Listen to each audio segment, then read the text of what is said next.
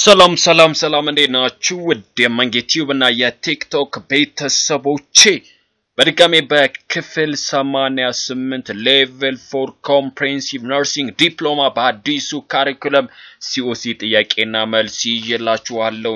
ውድ አድማጭ ተመልካቾቼ ለቤቱ ለአዲስ ከሆናችሁ ቤቱን ላይክ፣ ሼር፣ ሰብስክራይብ አድርጉ እያልኩ ቀጥታ ወደ ዛሬው ክፍል 88 ሲኦሲ ጥያቄና መልስ ወስዳችኋለሁ። በድጋሜ መልካም ቆይታ። እንግዲህ ለዛሬ ይዤላችሁ የቀረብኩት በክፍል 88 ይዤላችሁ ከቀረብኩት ጥያቄዎች የመጀመሪያው ጥያቄ የሚለው when making an occupied bed ማለት ነው። እንግዲህ occupied bed ብለን የምንጠራው የቤድ ሜኪንግ ፕራክቲስ ነው። አልጋ ለማዘጋጀት ወይም ቤድ ሜኪንግ ላይ በመንመጣበት ሰዓት አንድ ታማሚ ወደ ሆስፒታል ኢምፔሽንት በሚሆንበት ሰዓት አድሚት በሚሆንበት ሰዓት ላይ አልጋ በሚይዝበት ሰዓት አልጋ እናዘጋጃለን። የምናዘጋጀው አልጋ እንደ በሽታው ሁኔታ ይለያያል ማለት ነው። ለዚህ የተለያዩ በሽታዎች ካሉበት እንደ በሽታው አይነት የተለያዩ አልጋ ሊዘጋጅ ይችላል ማለት ነው። ወደ 8 አይነት አልጋዎች አዘጋጅተናል። ኦኩፓይድ የምንለው አንኦኩፓይድ ኦፕን ክሎዝ ብለን የምንጠራው ካርዲያክ አምፑቴሽን ፖስት ኦፕሬቲቭ fracture bed making እያለን የምንጠራቸው ብዙ አይነት types of bed makingዎች አሉ። ከዛ ውስጥ when making an occupied bed ነው የሚለን። occupied bed making make የምናደርገው መቼ ነው እንደማለት ነው። የመጀመሪያው ምን ይለናል መሰላችሁ? የመጀመሪያው የሚያሳየን ምንድነው? when a patient is out of the bed ነው ወይም ፔሸንቱ ካልጋው ላይ አስወርደን አንድ ይላል። ወይም ካልጋው ላይ ከሌለ patient is in the bed ይላል። ፔሸንቱ እዛው አልጋው ላይ እያለ ይለናል።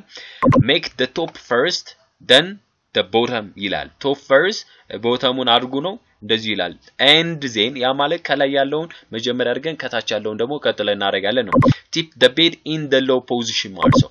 ቤዱን በሎው ፖዚሽን ማስቀመጥ ነው። እንግዲህ occupied bed making የምናደርገው መቼ ላይ ነው ወይም ምን አይነት ነው ከተባለ ባጭሩ ምድረው occupied bed making prepare for bed ridden patient weak paralysis immobile patient ነው። ያ ማለት the patient unable to move out of the bed ማለት ካልጋው ወርዶ መንቀሳቀስ ለማይችል ሰው የምናዘጋጀው bed making occupied bed making ብለን እንጠራዋለን ማለት። ስለዚህ ከዚህ ውስጥ when the patient is in the bed ማለት አልጋው ላይ ያለ የምናዘጋጀው ስለሆነ correct answer is B ይሆናል ማለት ነው። ትክክለኛው መልሳችን ይሄ ነው።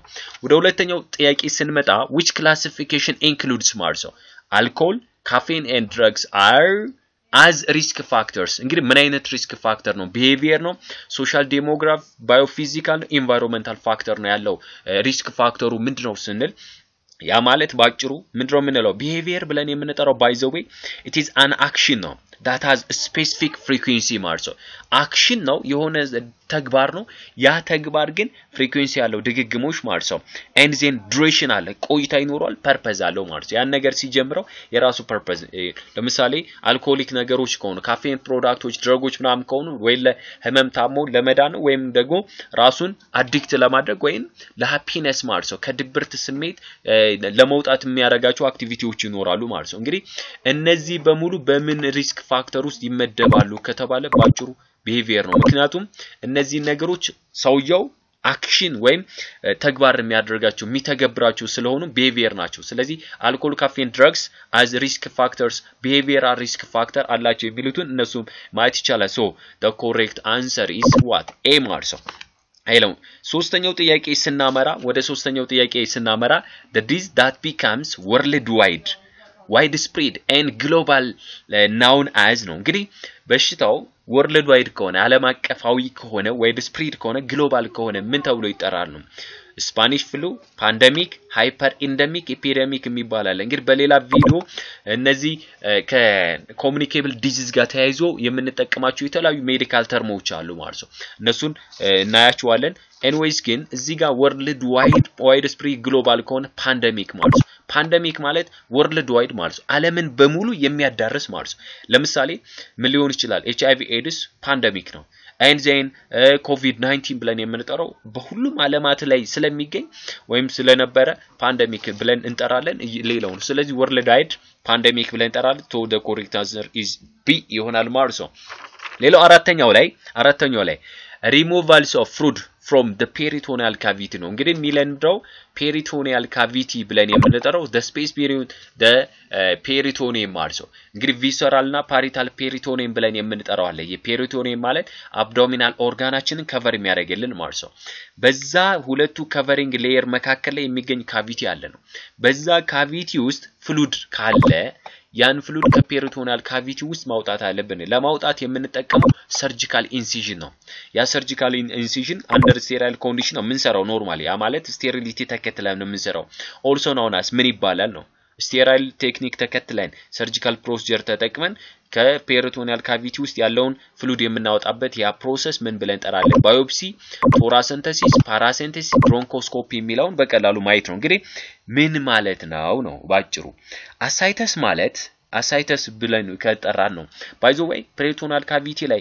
excess የሆነ fluid አለ ማለት ምን ሆኗል ascites አለ ማለት ascites ማለት excess fluid accumulation within the peritoneal cavity or the abdominal cavity ብለን የምንጠራው or abnormal fluid build up within the abdominal cavity also known as the peritoneum ማለት ነው peritoneum ላይ excess የሆነ fluid accumulate የሚሆን ከሆነ ያ ምን ይባላል ማለት ነው ascites ብለን ጠራለን ማለት ነው ያን ascitic fluid ነው remove ማድረግ የተፈለገው ያን ascitic fluid remove ለማድረግ የምንጠቀመው procedure ምንድነው የሚባለው ነው እሱን መጣለን biopsy ምንለው take medical sample from living tissue ማለት ነው አንድ ሰው በህይወት እያለ ከሰውነት አካል ክፍሉ ላይ የሆነ ሳምፕል ወስደን ናሙና ወስደን ምንድነው ዲያግኖስ ምን አደረገ ሆነ ያ ዲያግኖሲስ ባዮፕሲ ይባላል አውቶፕሲ ምንለው አለ we need to take a sample from dead tissue ማለት ከሞተ ሰው ላይ የሞተ ምርመራ ሬሳ ምርመራ ምናምን በሚደረግበት ሰዓት አውቶፕሲ ነው የሚባለው ኖርማሊ ላይቭ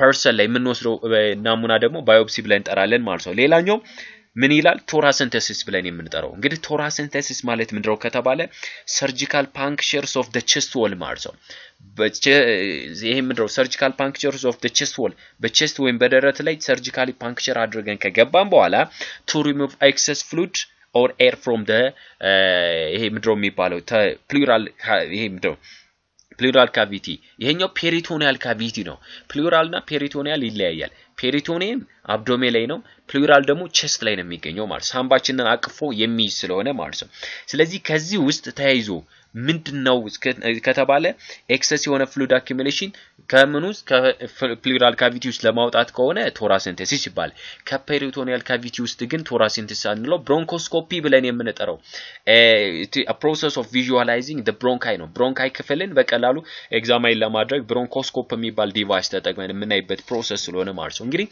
removals of fluid from the peritoneal cavity through surgical incision under sterile condition also known as ምን ተብሎ ይጠራል ነው ባጭሩ ምን ተብሎ ይጠራል ከተባለ that is also known as paracentesis ይባላል ማለት ነው paracentesis ብለን የምንጠራው so the correct answer is what C ማለት ነው ሌላው የአምስተኛው the duty to protect privilege or private patient information and to share interested information responsibilities ነው እንግዲህ የሌሎችን ሰዎች ሚስጥር ለሌላ ሰው አለማጋራት መጠበቅ ምን ተብሎ ይጠራ ባጭራ አማርኛ ምን ይባላል ከተባለ that is also known as confidentiality ብለን የምንጠራው keeping the patient individual secret from sharing to third party ለሶስተኛ ወገን ሼር አለማድረግ that is also known አምስተኛው ማነው ሲ ሆናል ማለት ነው ሌላኛው ስድስተኛው ጥያቄ ላይ ስንመጣ the first steps of methods of bleeding control ነው እንግዲህ bleedingን ኮንትሮል ለማድረግ የምንጠቀመው ስቴፖች ይኖራሉ ከዛ ውስጥ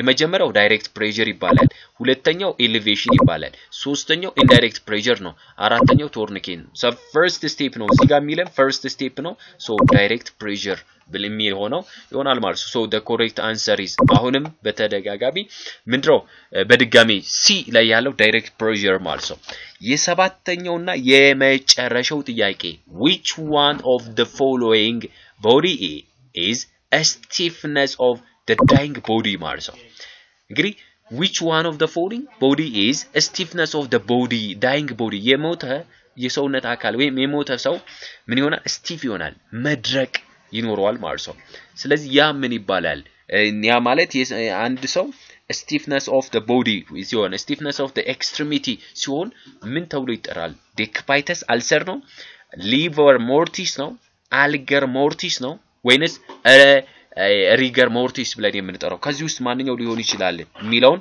በቀላሉ ለእናንተ መልስ ምን ላይ ኮሜንት ሴክሽን ላይ መልሱን ታስቀምጡልኛላችሁ። መንጌ ነበርኩ። ሰላማችሁ ይብዛልኝ።